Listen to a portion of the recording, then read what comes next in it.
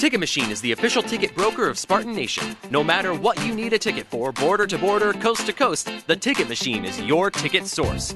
So whether you need to get into the hottest concerts, the best sporting events, you want the best seats in the house, or you just want to get in the door, when you want to go to any event that requires a ticket, anywhere, border to border, coast to coast, it's always theticketmachine.com. Theticketmachine.com, 517-655-3201. Check it out today at theticketmachine.com. That's one thing I think, like if you look at defensive end compared to last year, defensive tackle compared to last year, we can roll 2 and even 3 deep in there and stay fresh. And I really think part of our pressure issues last year was guys got tired.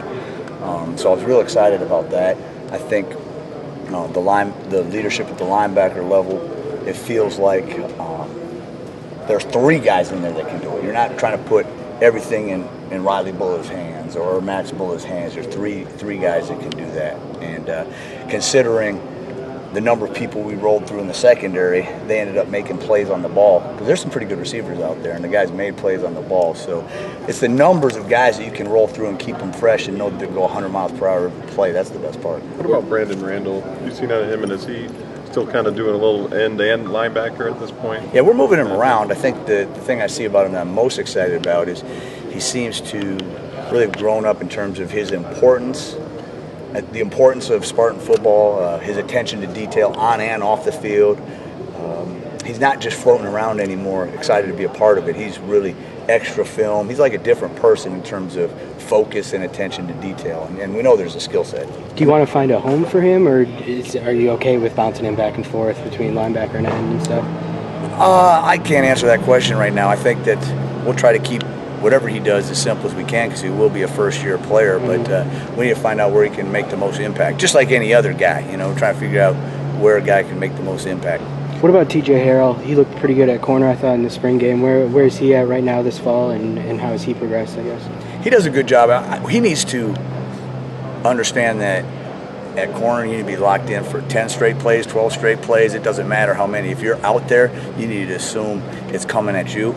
And he's growing in that regards because there's a lot more running at corner than there was at linebacker. But certainly when you put him in there for a few plays, he does a great job. Is he full-time at corner? He's full-time at corner, yeah. Where is that second cornerback spot right now opposite Justin? Opposite Justin? The other starter, you saying? Yeah. Josiah's out there most of the time doing a great job, but then you also have Tyson Smith's had a good camp. Josh Butler's come a long way in this past year. He reminds me of I guess to throw out some specific names, but since the spring till now, he's improved as much as anybody there is. TJ Harrell, so there's 5 right there.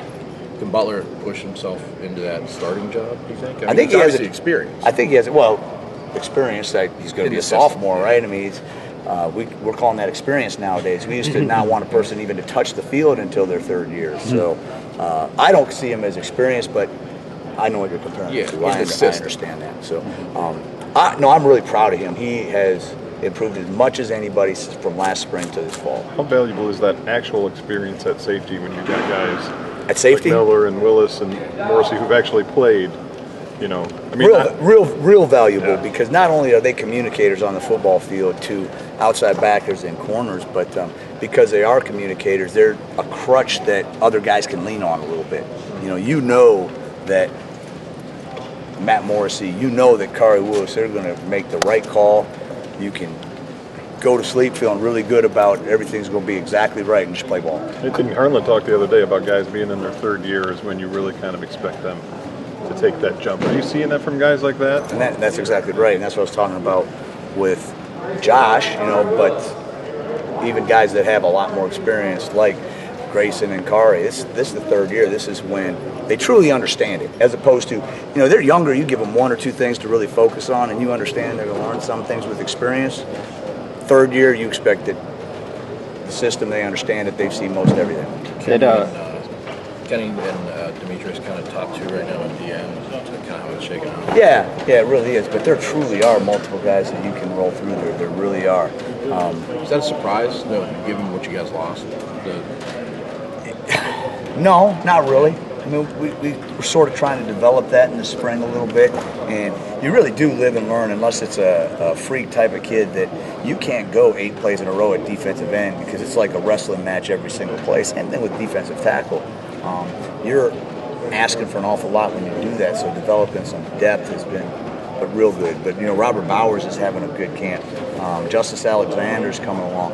Jacob Panashuk's doing a really good job. I'm sure I'm missing some guys, but some guys that you could put out there and they can produce. How did Cooper come into camp, just given how long he'd been away from you guys for?